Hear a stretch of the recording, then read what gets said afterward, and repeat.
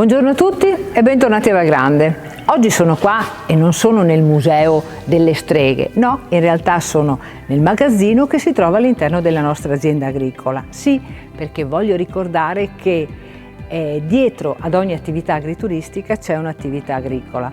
E anche noi abbiamo la nostra azienda agricola con il susseguirsi dei lavori stagionali, dei lavori in questo periodo che ormai sono i lavori per la lavorazione dei terreni in vista delle semine invernali.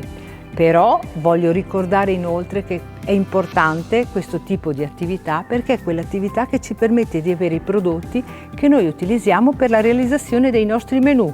I nostri menù che sono a base di paste fatte in casa o con i ripieni delle carni che arrivano dal nostro pollame o con le verdure o con la frutta che coltiviamo nei nostri campi. Se anche voi volete conoscere di più le abitudini, i lavori stagionali che si svolgono all'interno di un'azienda agricola, vi invito a fare un salto qui a Valgrande e magari ad assaggiare le nostre preparazioni. Vi invito anche a prenotare il vostro tavolo o a continuare a seguirci attraverso le pagine dei social dove noi siamo presenti. E per il momento vi indico buona settimana e vi aspettiamo. Ciao!